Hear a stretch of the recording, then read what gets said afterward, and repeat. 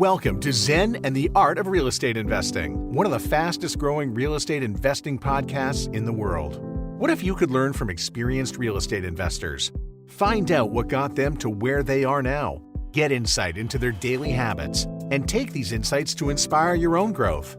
Each episode, Jonathan Green shares an in-depth look at the mindful approach to real estate investing. Jonathan is a lifelong real estate investor and the founder of Streamline, a data-driven, investor-friendly, independent real estate brokerage located in Madison, New Jersey. Whether you're looking to start from scratch, get to the next level, or just for a straightforward and honest approach to real estate investing, this is the free mentorship program you can take with you anywhere. Now, here's Jonathan. Welcome back for another episode of Zen and the Art of Real Estate Investing.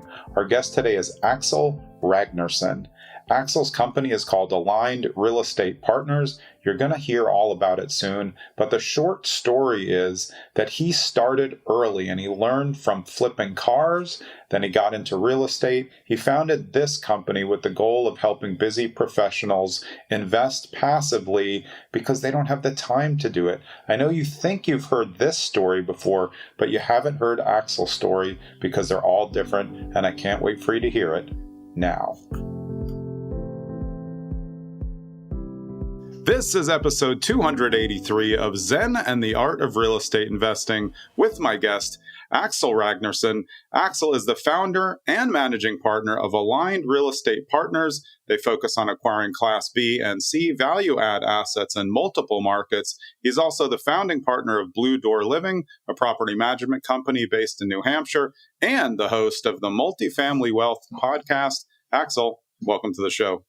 Thanks for having me, Jonathan. Looking forward to it. Yep, always like talking to other podcast folks, but especially on the real estate investor end. How did you get started? Because I know you got started early. I think you bought in college. I did, yeah. So always been pretty entrepreneurial. And the very quick kind of lead into real estate was in high school and college, I actually bought and sold cars. Like that was my way to make a buck. Yeah. So I was flipping cars on Craigslist and getting towards the end of my college time there and was trying to figure out what I wanted to do post-graduation. And I had an internship with like this little angel investment group in southern New Hampshire, right about, an hour north of Boston for folks who are not from New England.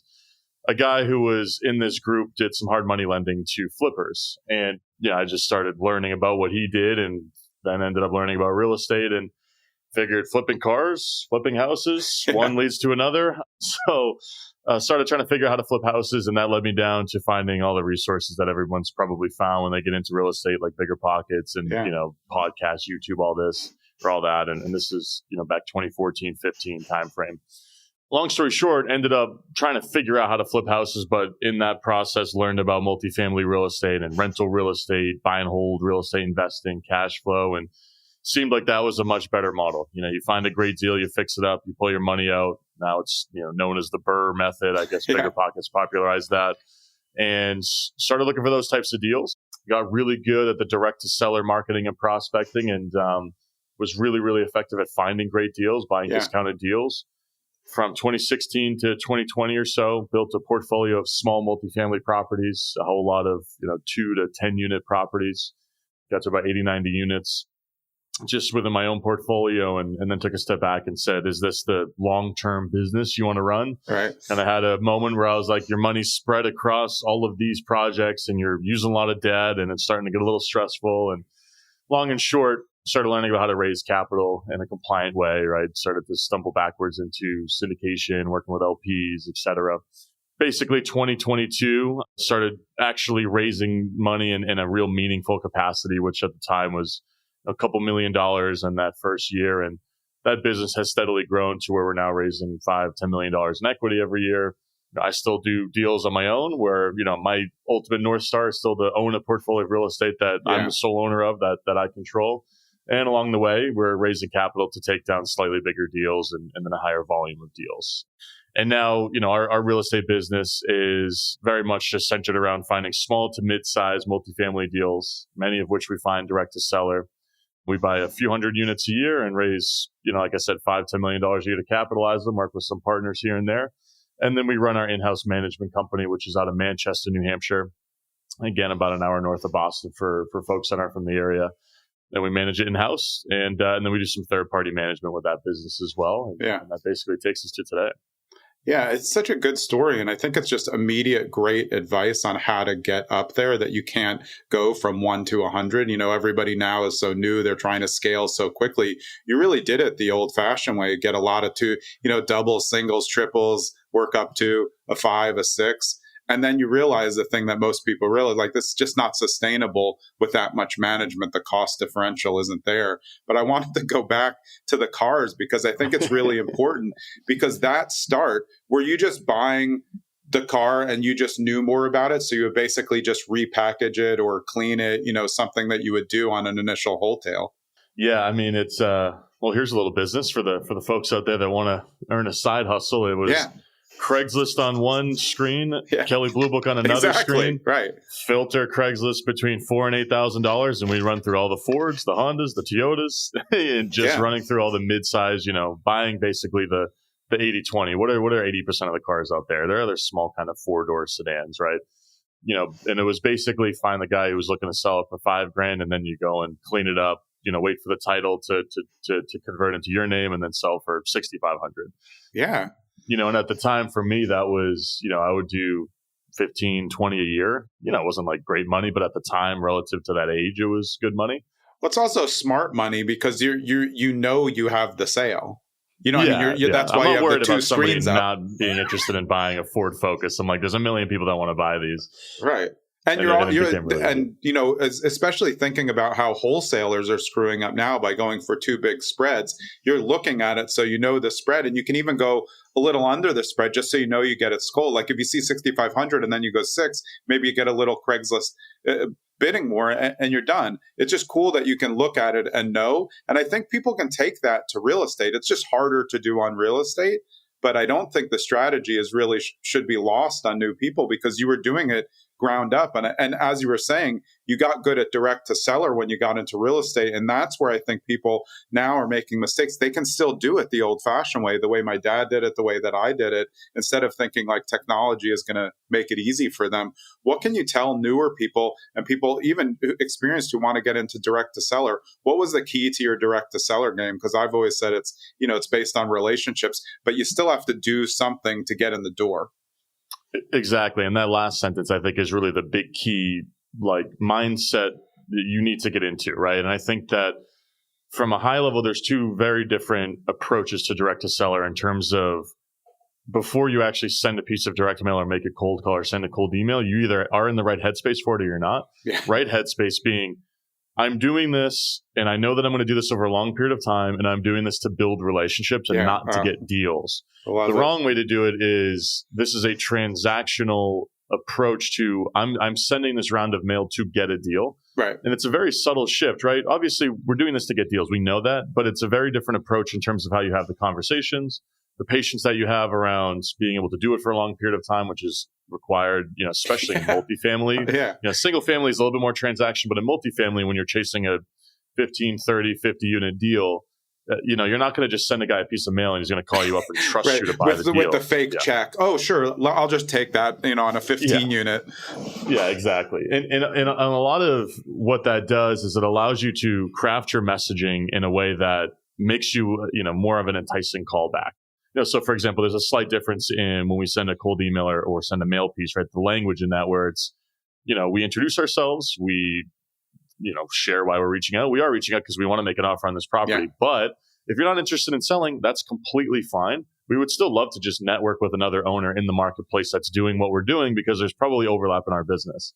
And oftentimes these deals come through the lens of the old guy gives us a call and it's like, I'm not looking to sell, but what are you guys buying? And we just get to know them, right? And we say, hey, look, if you're in need of any contacts, resources, we're doing this, we're going to be doing this regardless of whether we work together or not. Happy to share who we work with for insurance and this and that or whatever.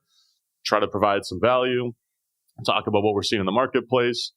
And eventually, at some point, these people that you are networking with through the lens of, I'm just proactively reaching out to them through what we're calling direct to seller marketing and prospecting, they become a seller, and then you're top of mind, and you're the first person that they think of. So everything that we're doing is to stay top of mind, to kind of be around the hoop, as I like to call it. And again, you're never really going to convince someone to be a seller.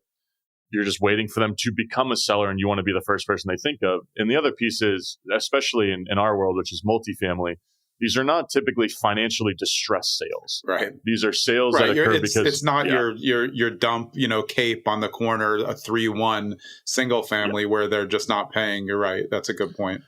Yeah, it's lifestyle motivation. I want to retire. I kind of don't really want to do this. My kids don't really want it, and okay, I'll sell it. Oftentimes, we're buying from people who have tons of equity, who are objectively very wealthy individuals that really like the ease of sale that we're providing them. Yeah, the broker told me I'll get this. I'll minus 5% plus a few because you're making it easy. I don't have to hire the broker who's going to walk 25 buyers who I don't know if they're qualified through my property, piss off all of my residents, spook them. They might move out because we're selling the building. There's a lot of moving parts in the multifamily transaction. The owner's like, yeah, you're getting me kind of close to the number that I want it to be at. You're only going to walk it once and pretend to be the insurance guy so nobody gets scared that lives there. I'll tell them a week before when your earnest money's non-refundable. And then, so there's a lot of reasons why these people actually like to work directly with a buyer that are unrelated to, I inherited this from Aunt Sue, and now I'm going to be foreclosed on because I can't make her mortgage payments, right? Which is like the single family traditional sale there. Man, there's so many points that just resonate like so direct with me. I always brought a clipboard because I was always the insurance guy. You have to fake them out. But it's really what you're saying is so smart. And again, I think it's what people can do on their own. Even if you're just handwriting 10 letters, this is the strategy that will get you a call back in your first 10 letters because but you really do have to have the mindset. You can't fake the mindset that you're building relationships. I think that's what people try to do because you have to be if I don't get the sale, like let's meet up sometime, I got to meet up or, if you ever want me to take a look at the property or share resources, like you said, that's a complete add value. And I think it's a difference between you're offering someone an opportunity if they're in the market as opposed to trying to force them to sell, which is really your traditional single family. I have all the cash. I'll buy quick for cash when they don't even want cash.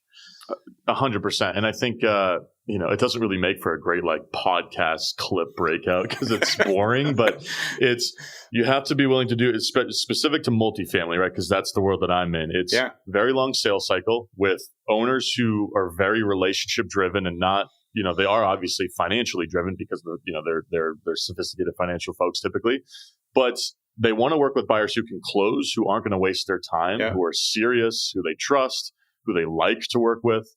And I think a very large part of finding deals in multifamily is through relationships, right? It's the wholesaler who wholesales a lot of single family, but this owner who they mailed about their single family has a 10 unit and this wholesaler doesn't really know what to do with it. So they're referring it over. So much of what you do as a multifamily investor is just being top of mind with the people who are inside of the marketplace and in the game. And once you start getting in the headspace of, okay, maybe I'm not going to buy Joe's property who owns 123 Main Street. He's wants a little bit too much, et cetera. He might be able to refer you over to a good GC. He might, he may become a passive investor in your business someday. We've had many sellers who we've reached out to where we have not bought their properties. They knew a little bit too much. They're like, yeah, I'm going to hire a broker if I want to sell it. I'm going to really maximize my dollars.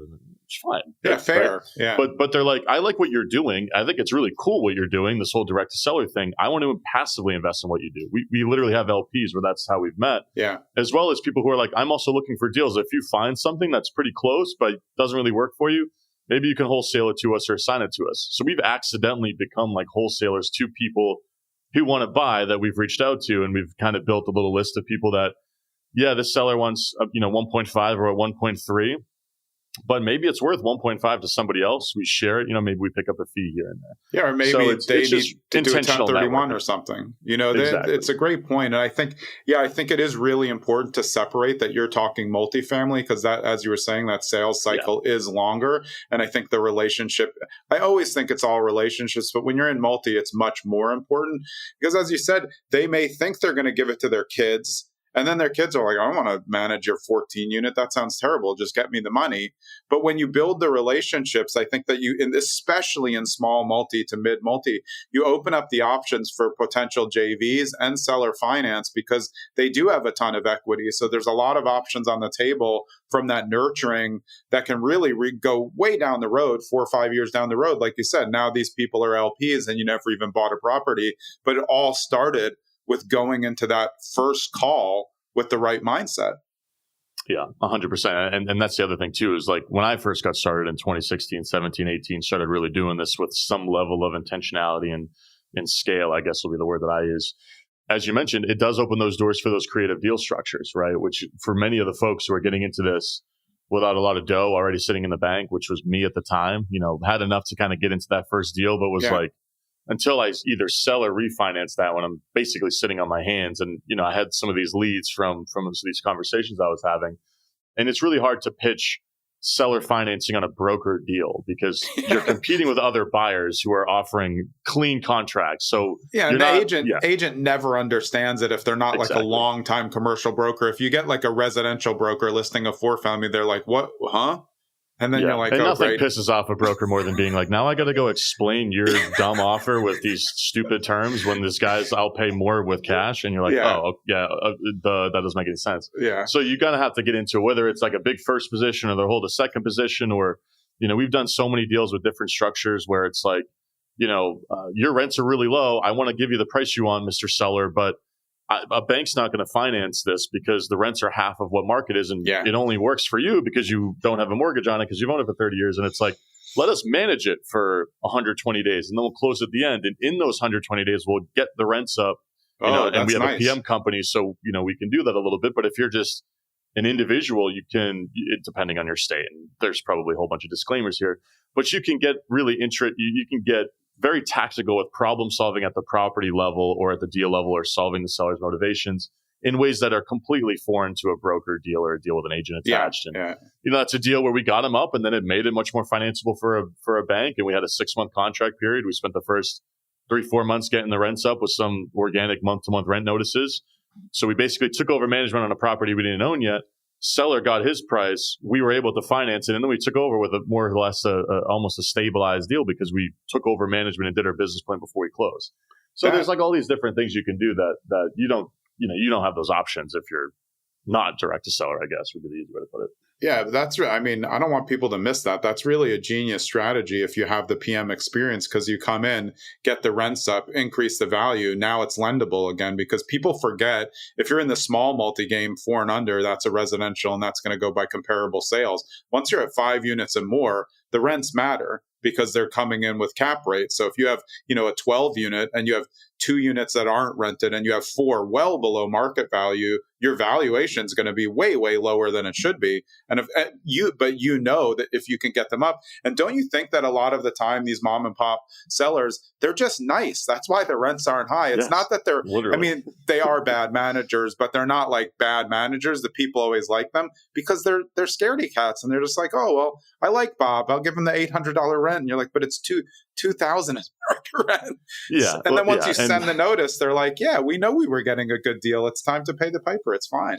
Well, that's the biggest thing is like, as you mentioned, there are so many folks who bought a piece of real estate in 1997, 2004, 2008, 2010, and they've owned it for 15, 30 years, whatever the number is. Right. And it's like, they probably bought at a price where they locked in a mortgage that, now the property value is so much higher. They paid it down. They have all of this equity. Their payment's a joke.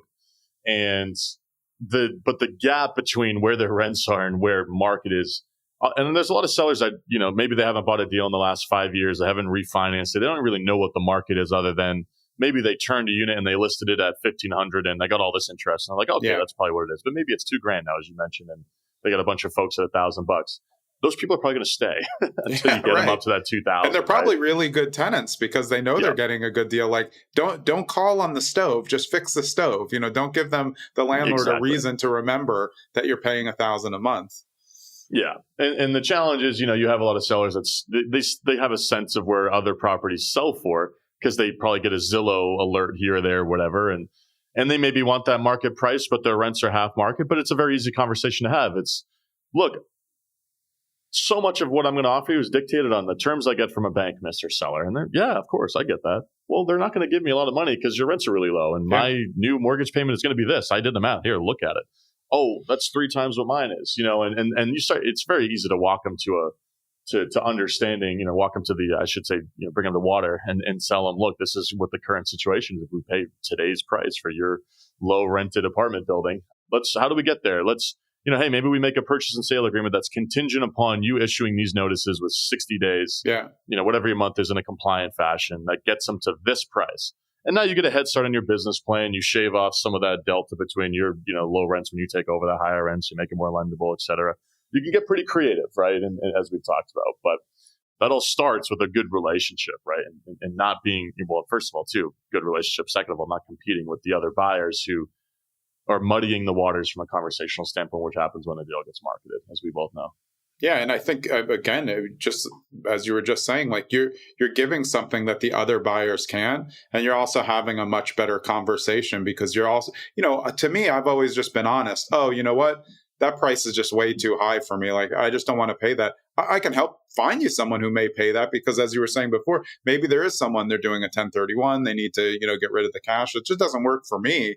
But I think what the class of owner that you're talking about in this kind of like 8 to 40 unit, they're not rookies. Most of them have done this for a while, or they have other properties. So when you talk to them like another investor, they're like, yeah, okay. Then you start to work together. And that's why the relationship building from the beginning is so important, because now they already trust you as someone who's not trying to hard sell them every time they get on the phone, like these VAs calling, for other people. And also, didn't it help as you started to accumulate units to say, oh, actually, Bob, that, one on Smith Street. Yeah, I own that one. And then I own this one. And they're like, oh, I know that, Johnny used to own that. And then you're immediately, that's where I think the local thing really works. Even if if you're buying in New Hampshire and you're in Boston, but that's your market, you have to know the market, because then there's built-in credibility when they know the streets and the streets, and you can talk about other owners that you've talked to. It just takes you to a level over those kind of, again, wholesale VA marketers who live in Hawaii or something. Yeah. Well, there's a lot there that I want to touch on. I mean, first of all, the outside of the U.S. cold callers targeting multifamily sellers, like, just stop. That doesn't work. So we'll move past that. Yeah, it's like the worst match of two things together, that particular thing. Yeah. There's no faster way to just nuke a relationship than, hey, foreign accent, company name, like click. And now I associate your company name with this type of approach, and it makes it really hard to come back from that. Yeah. Just don't cold call. Just send mail. You know what I mean? Use different stuff. Exactly. If you're not going to do it, or, you don't have somebody in your business who's US based who can really speak the languages, the relationship it's too valuable to kind of waste with that first impression. But, touching on your point about, like, look, if you want this price, we can figure out how to get that. Maybe you're listing it, et cetera. It's such an easy conversation to have. And this gets into the tactics of, like, speaking with the seller, where it's like, hey, I know you want that $1 million number, $2 million number, whatever it is, and my number is X. Yeah. But to get that number, you'll need to hire the broker. You'll need to pay them 5%. You'll need to work through a full marketing process where you're sharing your T12, all of your utility bills, your tax returns, so the broker can price it accurately. They're going to need to walk 25, 30 buyers, whatever the number is. But they're already out, by the way. When you've said all that, they're already like, actually, you're right. Forget it. That's the worst. Yeah. And this is, like, literally something that we do in our business from a sales standpoint is we if we're going back and forth over email, if it's verbal, we'll say all this. If it's an email, we list, you'll need to do all these things. And that's fine. And that's probably going to be your roadmap to getting the highest and best price. Yeah. And we'll be the first to admit, like, look, we might not pay as much as a buyer who you don't know yet, whose ability to close is still foreign to you after you go through all of these hoops and then pay 5%. But, like, what we're able to do is show you, hey, we bought all these buildings in this particular area. We run a local PM company where we manage all of these buildings, as you said. And we're extremely data oriented in the conversations we have. I'm not trying to lie to a seller and say, make declarative statements. Your property is worth X, and that's why we're willing to pay this number, without a lot of information that supports it. Where it's like, this property literally sold down the street. This is the unit count. This is the average bedroom count per unit. This is what it sold at. And these are the rents at sale. That's the biggest thing, as we've already talked about. Yeah. These owners forget that their rents are so low, right? So we're like, this property down the street sold for X per unit. You're asking for Y, but this building was renovated and these are the rents. So this is why we're arriving at this price for yours. We just refinanced this building within our portfolio and appraised that Y, right? It helps you support your case. Yeah. And we try to literally itemize the data points that support it, because oftentimes the sellers are unaware of these, right? It's not like they are stubborn. They just don't know. And we're actually helping to educate them. And we're the first to say in all of these communications, if this price doesn't work, that's totally fine. It was a pleasure to meet you. And I hope that we can stay in touch. And if it doesn't work, cool. Like, I'm sure, maybe you'll find someone who will. So for us, it's like, we're never trying to convince the seller that like, this is what your property is worth and we are the right buyer. It's like, we would love to buy your property. This is why we're making the offer that we are, with data that backs up why we're offering this figure. You can go these alternative routes if you are a seller right now and sell it to this person, or go through a broker and do all of this. But again, it was a pleasure talking to you. And I think that approach, at least for us, and this is maybe relative to what we're trying to do in the business, helps to create good longer term relationships, right? Where it's like, okay, understood, appreciate you spending the time and sharing that. Still not a seller at that price. But this was a pleasant interaction where I felt like I learned something, and I felt like you were patient and you outlined your thoughts and all of that. And you spent a lot of time and energy arriving at the dollar amount that you're offering, which I feel grateful for. And it wasn't like a flippant, I'll give you $1 million and whatever, right? You put a lot of thought into this. So when I'm willing to sell in 6-12 months and we follow up all the way until that point, I'll give you a call. And maybe that's when we'll actually get to a price that makes sense, because we'll actually be a seller at that time. Yeah. I mean, I was always someone who would call, if I called 4 times, I would talk about the property only 1 or 2.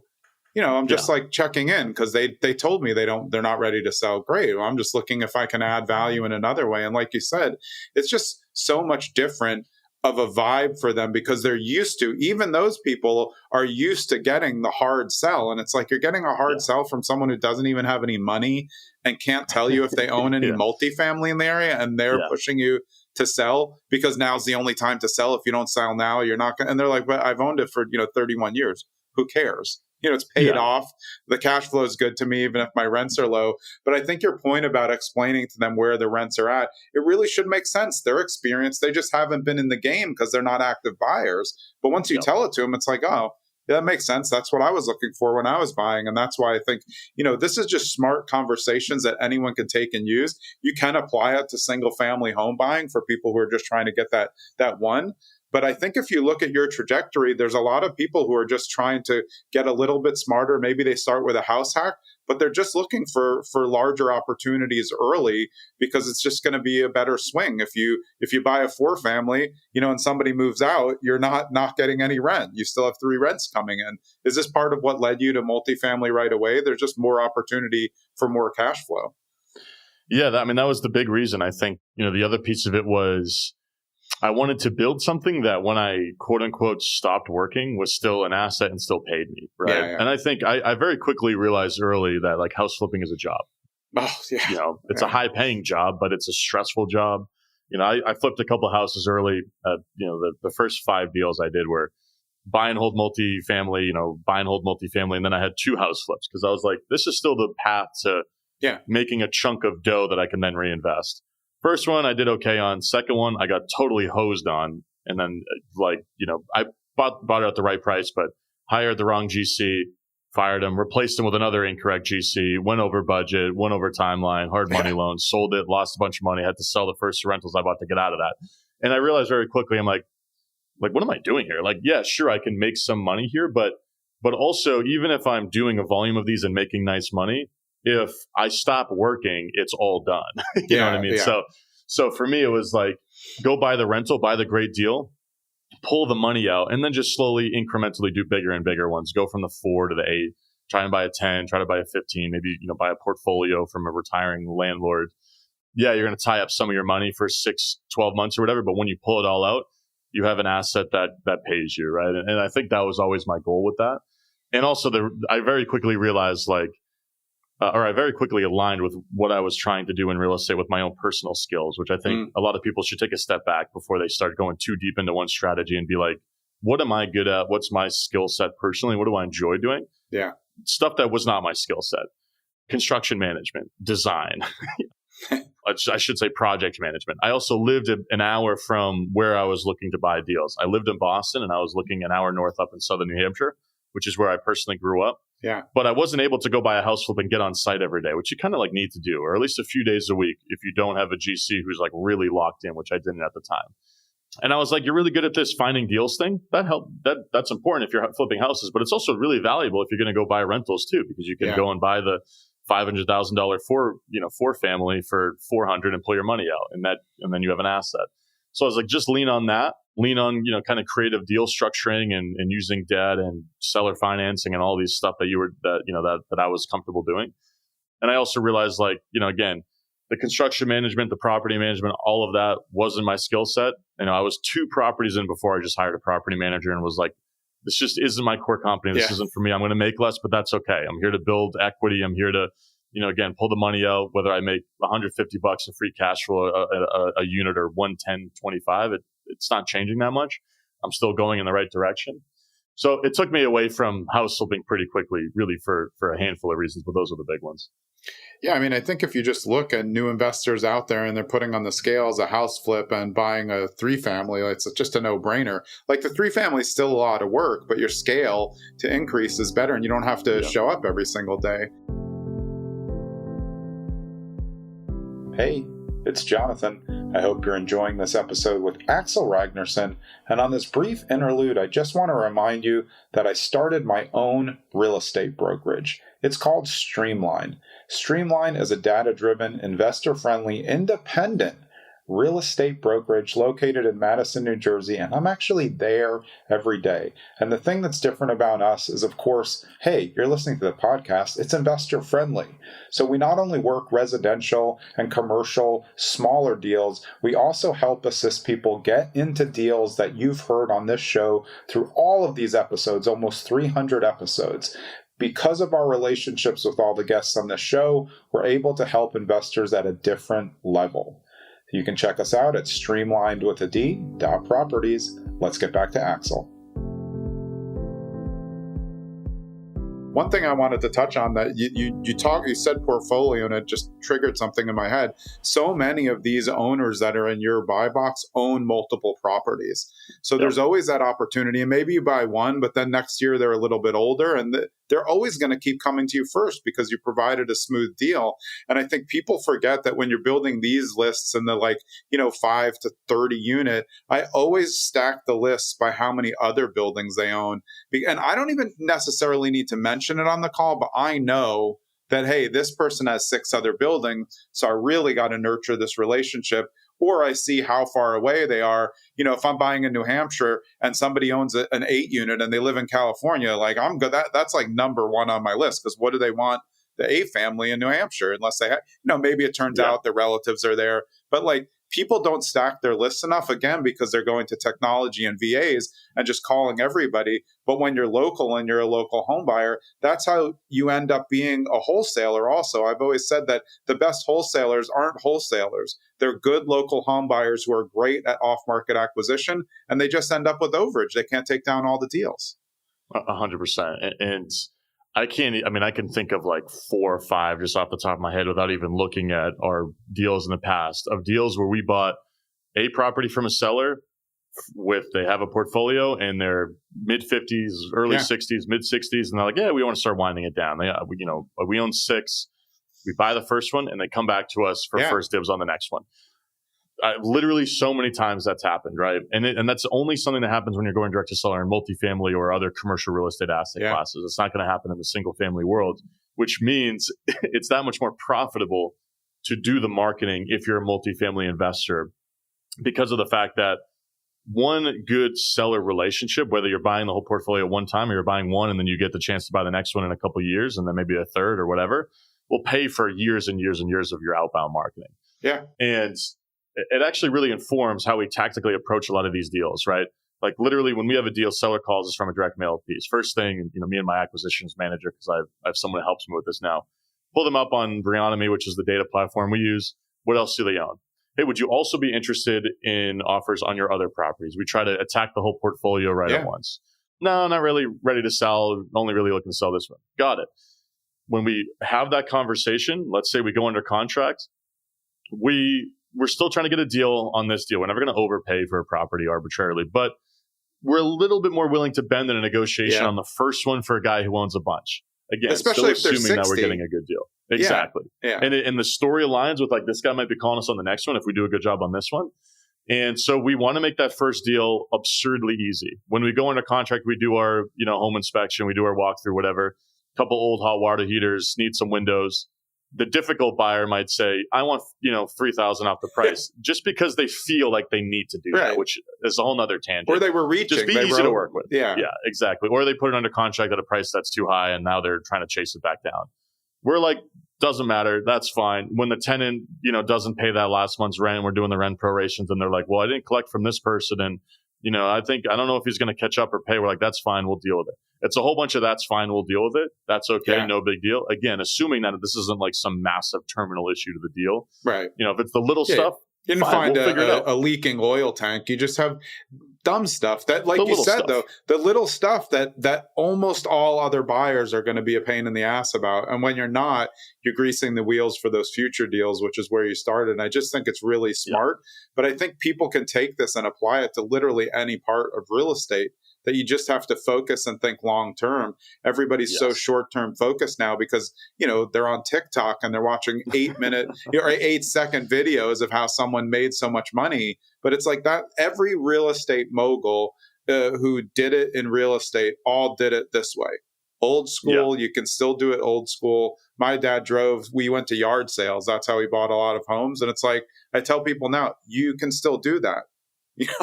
I mean, the fundamentals are the same. And if anything, the fundamentals become more powerful as people become less patient, as you mentioned. Yeah, totally. People they hire the VAs because they don't want to do it. They want to go and, hammer out all the messaging, send the ringless voicemail drops. And it's like, maybe if you do that for 10,000 single families, you get the person who's like, if I don't sell this in 2 weeks, I go into foreclosure, my credit score tanks, etc.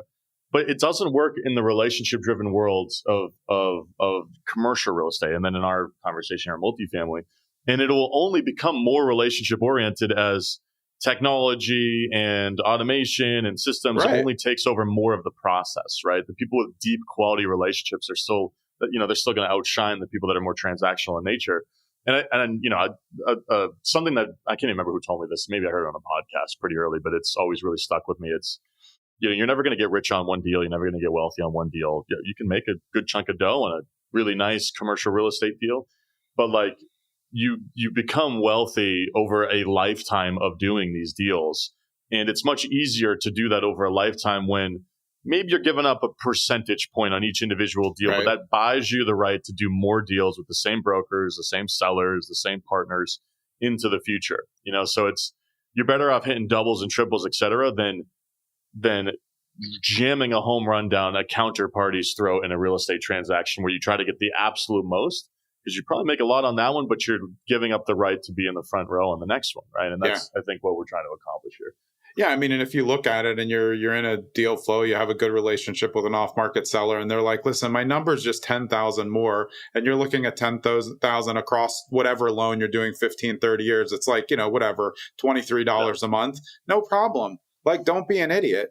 It's the same people who call on foreclosures and start by telling them they're in foreclosure. It's like, just, you might as well tell them that they're the worst person in the world. Or you tell them, they tell you what their upset value is, 400,000, and you offer them 350. How's that going to work? I mean, just tell us that you don't know anything about real estate. That's why I like that the lists that you're building, because you're really not encountering any of this. Like you said, these aren't distressed sellers. So I would think that the pressure is even a little off on your end as opposed to that like hard sell. It's like, hey, I am just going to try to build a relationship. But when you're calling that type of list, they're not selling right away anyway. So maybe it's a little bit easier to make that call. Still not easy, but.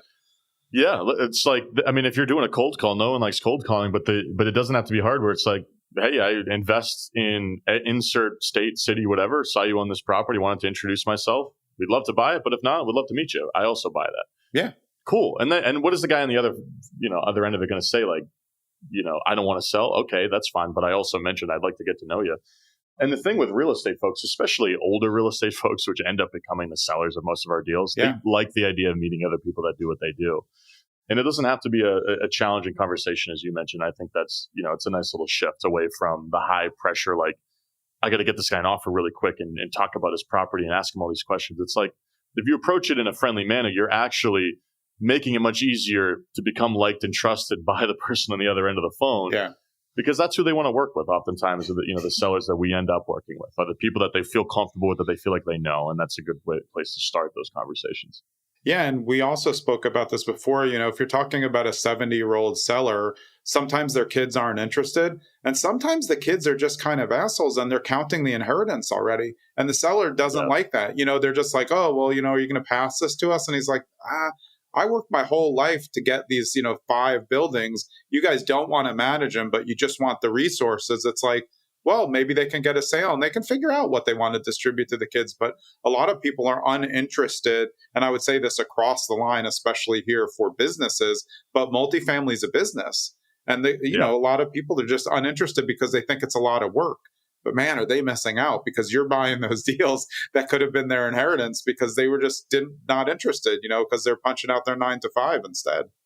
Yeah. And I think that, especially for the newer folks who are listening to this, like, use what's at your disposal. Like, use the story around you getting into the business as a pro from a sales standpoint, right? Yeah. And that was, it's helpful to say, I own these building, I own the building down the street, and we manage the one over here, and this and that and the other, because it helps build your credibility to close. But in the same token, there's a percentage of sellers that don't like the idea of selling to another large, sophisticated investor because they feel like, oh, maybe they're getting one over on me because they know so much.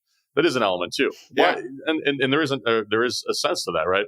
Our story helps us pursue larger deals now, right? It helps us pursue the 50, 60, 75 unit deals with the sellers who are like, the last thing they want to do is put on a contract with an unqualified buyer who's wasting their time. They're so protective of their time. Our story now doesn't help us as an investor who's done a lot of deals in a very small area, with the guy who owns a 6 unit who is like, I don't want to sell to a big guy. That's no fun. Right. I want to help someone start out. Yeah. They want to sell to a 22-year-old version of Axel who's like, this is my second deal. I want to manage it forever. I want to take care of your property. I want to take care of your residents. I'm going to be in this for 30 years, help the next generation build their portfolio. Yeah. And that was young me showing up and that was my pitch. And I think there was a lot of folks who ended up, obviously you got to convince them that you're capable to close and all that. But there is a cohort of smaller sellers where that's the type of buyer they want to work with. So if that's your story, use that, right? If you are really experienced, use that story to target the owners that that would rather work with you. I think there's a lot of folks who are like, they just see it as a negative. I haven't done a deal yet that's just only a negative. It can actually be quite a positive with a lot of folks. I agree. I think that you find those investors who kind of want to be a mentor because they had a mentor when they bought, and maybe it's their last property. And like I said, their kids aren't interested. And that's why I think just being transparent and open and honest about where you're at in your journey is always the best. Because if you look at your journey, the same person who you talked to in the beginning, now they have a 30 unit, and then you come back to them, you're still talking. You're like, well, now I have 8 deals under my belt. They're like, oh, damn. Okay. Yeah. And even if you miss out on the first, maybe somebody who's just getting started, you just send them over a seller. I've talked to plenty of sellers where the deal wasn't right for me. And then I would just call another buyer. I'm like, I don't know. This person, I would just connect them. I don't need anything from it. That's just being a good person. And I think that's what people are missing. I wanted to touch on one thing, though, before we get to the end, because I think it's important, because you had so many deals under your belt on your own before you started to ask for money. And that was so important. You must have had a tremendous proof of concept so that when you did go to ask for money, it wasn't like you were some brand new syndicator putting out a PDF that looks good. You're like, no, I got 89 units on my own. I can't do it anymore. Here's the metrics, and you have all the data there to show. Did that make it so much easier when you finally decided, hey, I'm going to ask people, look at all the proof I have of what I've done? Yeah, it made it so much easier. For me, I would be much bigger than I am right now if I embraced collaboration sooner in my real estate career. And that was a blind spot. It's one of my biggest failures. Yeah. Yeah. The reason I got into real estate, the reason I was flipping cars in high school is I hated having a boss. I never wanted to answer to anyone. And that's why I'm doing what I'm doing and why I ended up, getting into the field that I did. So for me, investors are a boss. When you have LP capital, you are answering to them, right? It's maybe they're not making decisions alongside you with the property, but fundamentally you're answering to somebody else. And if you go bust, it's not just your own money that you got to worry about. And for me, being in my mid-20s, like when we started to grow a little bit more quickly, and it's just my own money at risk, I'm like, if I go to zero and, I make all my lenders whole, I'll just start over and get it back, right? I was very confident in that. But so I was willing to take a lot of risk that I wasn't willing to take with investor capital or with partners, right, who maybe would have input. So it took me a long time to get there. But it was funny that the byproduct of that is this long track record of bought at this price, sold at this price, portfolio looks like this, bought at this, refied at that, etc. And, for me, which is an interesting, again, self-analyzation here, like I don't deal with rejection really well, which is funny, and doing direct to seller and doing all this because you get a ton of rejection, which is maybe why I take such a low pressure approach to doing all of these, building all of these relationships. But I also didn't want to go out there and like have to pitch investors. Like the concept of like convincing investors to participate in what I was doing was not something that was enticing to me at all, and actually really intimidated me. Yeah. So for me, I was like, okay, we want to start raising money. Let's do it this way, where I started creating content on Instagram. I started my own podcast, started passively building an audience. And then when it was time to raise money, it was like, here's the deal. You've been following along with what I've done. Right. Now you're just saying yes. I don't have to sell you. I have this deal, and maybe we get on an intro call and you're just like crossing the T's and dotting the I's. I have this whole track record that more than communicates my ability to execute on the deal that we're talking about raising money for. And it made the whole process really easy. Again, is that the roadmap to like raising the most amount of money or growing the fastest? It's probably not. I could have raised more money if I was much more intentional about, hey, Joe, we chatted last year. I got this deal. Let's get on the phone and chat about it, right? That's more pressure, though. Again, it's more pressure. I just wanted an easier existence, I guess. So for me, it was build the audience and then share the deal, and we're doing 506C syndications where I can legally do that. You already know what we do. You already know that I've done a bunch of these. Just come along for the ride. And for me, that was a much less stressful way to actually start raising money. And that's, so that's why I ended up going down that road. Yeah, I mean, a lot of what you do is, my core principle is like your biggest power in real estate is the ability to walk away. Like, I don't need you. I don't really care. I'm just, these are opportunities, no requirement, because I'm a terrible salesperson. I'm just good at real estate because I'm good with people, but I'm an introvert too. I don't want to be like at a big gathering trying to pitch everyone. I'm just good at one-to-one if I have to be, because I'm honest and I don't care. Mm-hmm. And it's everyone says like, oh, well, if you don't care, then you don't care about the deal. It's like, I mean, I like real estate, but I'm not going to melt down over a 5 family. Like there's a bunch more in the same area. I really feel like your attitude from the beginning, maybe because of where you started with the cars, it's like, they're not all going to work out. Oh, that seller, turned out to be fake. They didn't even show up. Cool. Just go on to the next one. Right. No, 100%. I mean, and that's, I always say this in our, I'm talking with my acquisitions guy. It's like our greatest negotiating leverage is a robust funnel of deals where it's like, we'll just go talk to us. Like, it's not like we're not looking at deals all the time, Mr. Seller. Like, we have other options, and if it works, great. If it doesn't, that's fine. That is truly your greatest, because when you don't have that, that's when you make bad buying decisions. When you don't know when the next deal is coming down, that's when you get emotionally attached, and that's when you make a poor investment decision. Same thing with LPs, right? And specific to LPs, the investor who doesn't have a robust network of potentially interested LPs gets really married to the one who's maybe going to write a larger check, but they also want a little bit of the GP, or they want some control provisions, or they want, and next thing you know, you're giving them more economics in your deal, right? Right. You're in Shark Tank all of a sudden. You're like, what the hell? How did I just give away half my business? Exactly. And for me, it's like, we've had some large check writers come and be like, yeah, we'll write, or write a check for half the equity that you're raising or all the equity, but we want these other things. And I'm like, well, thanks, but no, thank you. We have plenty of people who are willing to invest. And that's also, again, there's a whole bunch of decisions that put us in that position, which is we're not putting a deal under contract where we need to raise money that's 5 times is what we've done in the past. Like, the growth of our business has not been exponential. It's been linear, right? And it's like, okay, that's, everyone wants the exponential growth, and it is nice, but there's a lot of stress and things break and you can make bad decisions in pursuit of exponential growth. Ours is like, we bought, 80, 90 units in 22. We bought 150 in 23. We bought a couple hundred last year. Like, it's just a nice little straight line. Yeah. So for us, we're just organically growing the investors we need to do that. We're organically growing our portfolio size, and then because we manage in-house, all the hires we need to make to manage it. And as a result, we're never in a compromised position from either a negotiating standpoint or having to raise money or whatever. And it's made for much more predictable, easy growth that is less stressful, which I think is really critical when you're raising investor capital. When you start getting out over your skis, that's when things can start to break and the downstream ramifications become terminal, right? Because as so many folks are seeing right now who did all these crazy deals in 21 and 22. And luckily, I was an LP in a couple of them. My equity's been wiped, because I was like, let's diversify. Yeah. Bad idea. Double down on what works in your backyard. That's a whole nother lesson. But, for me, it was, I don't want to I don't want to be in a position where we're either selling at a haircut to investor equity or just straight up losing investor capital in its entirety, because you are setting yourself back a multitude of years to get back in the game. First thing a prospective LP says is, what's your track record? What's your portfolio look like? How are the deals going? And that's a reasonable first question to ask. And the first thing that they're going to look at is like, is stuff gone wrong? Why has it gone wrong? Is, X, Y, and Z. And if you don't if you don't have a bad answer to that question, it makes it so much easier to continue growing the business, right? So we've been very methodical about that. Yeah, I mean, it goes back to the long-term, short-term, which we've been talking about. I think exponential growth often leads to exponential failure because it's just boom, bust, boom, bust. It's like that doesn't work for me. It's also not steady if you're trying to build generational wealth for yourself, for your family. Like, you don't want to be, my dad came from nothing, but his dad was a boom or bust gambler, investor. So, he'd get a sweet car and then 3 days later it would get repossessed. You're like, what kind of life is this to live? And again, you're creating something that, again, is less stressful. I'm sure maybe it moves slower, but I think it's really good advice to people, like, just move slower. It's okay to move slower. Let time help you. Exactly. It's okay.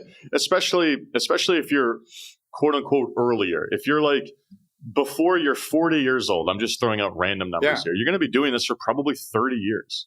Like, literally. I mean, you can do real estate up until your 70s and your 80s, right? That's, again, a lot of the sellers we buy from. Yeah. So just don't go to zero along the way. And it's hard to screw it up, and all it takes is every couple of years you do that deal, especially if you're doing the direct to seller stuff, you do that deal where you're like, whoa, that was a banger deal. That was a home run. And those are the ones where that feel like the fast dollars, so to speak. Yeah. But it just, it's staying in the game is the critical piece. And then you put yourself in the position to do the big ones. Yeah, and the patience working your list is really what does it, because, you could have a year where you get 80 units, but then the next year, 3 65-year-old sellers call, and now you're 180 units, and then they're all good deals. You just have to figure out where to get the money. But because you've nurtured both sides of your business in terms of capital raising and still your off-market acquisitions and this thing, like, you're all set because you're not pushing. You're not getting to the end of the year saying, like, I told myself I get 200 doors this year, so I got to find 50 doors, and then you make 50 terrible doors. I mean, that's why I never understand door culture, which is so like popular now, people not able to disseminate how many doors they own. And one of the first things I saw on your site was you were very clear. It's like some of these are owned, some of these are GP owned, but like, this is it. It's all different numbers. So, like, you can come up with it, but it's not, if you have 50 doors and they're terrible, like what medal are you getting for that? You're just going to go bankrupt eventually. Yeah, well, it's too bad that it's the widely understood unit of measure for business size in multifamily is door count. Because as you mentioned, it's like silly. I own 1,000 units in the Midwest, and you have a GP staking them with 3 other guys. It's like I look out my window here in Boston. It's like the guy who owns 15 units in Boston is wealthier than that guy. Oh, yeah, you know what I mean? By far. Exactly. Because he's done it, like you're saying, he did it slow. He got 7 units, then he got a 2, then he got 6 more, and now they're all been cash flowing for years. Yeah, awesome stuff, man. I really appreciate it. Where is the best place for people to get in touch with you? No, on Instagram, it's Multifamily Wealth, right? And website, is it alignedrep.com? Yep. Yeah. alignedrep.com, alignedrep.com. And if you want to email me, it's just Axel, AXEL, at alignedrep.com. Yeah. And just before we hop off, what markets are you in? I know New Hampshire's really your hit market, but I saw a couple in Florida. Yeah. So we did 3 deals in Florida back when everyone's moving to the Southeast. You got to get out of the Northeast. We got the shiny object syndrome. We did 2 deals that we sold. We did really well on them. We still own our 3rd there, which is going well. It's a slightly longer term business plan. Yeah. So we're just cooling on anything outside of New Hampshire right now. We do some deals in Rhode Island as they come up. We send some mail down there. So we got some smaller stuff, but New Hampshire is our core market. It's the fastest growing state in the Northeast U.S. population wise, hour from Boston. And that's the long-term 10 plus year infrastructure for our real estate business. So makes it a lot easier to just kind of, lean on the gas up there, so to speak. So I say New Hampshire's our market, but we will look at some stuff in like the Tampa area in Florida, if it makes sense. Yeah. Awesome, man. Well, I really appreciate it. It's been a great show. Thanks so much for coming on. Absolutely. Appreciate it. Yep. All right. That was Axel Ragnarsson. He is the founder and managing partner of Aligned Real Estate Partners. You can find them at alignedrep.com. I'm Jonathan Green. We'll see you next episode. Thanks for sticking around so you can get a preview of who's coming up on the next episode of Zen and the Art of Real Estate Investing. And episode 284 brings Big Mike Zlotnick, the CEO of Tempo family of funds and syndications. He's a retired software exec who began investing in real estate in 2000. Now, that's a long time ago now. It's always crazy to think that. He has been a real estate fund manager since 2009. We go all through it, and we talk a lot about building relationships, which is a core tenet of this show. Can't wait for you to hear it next episode with Big Mike.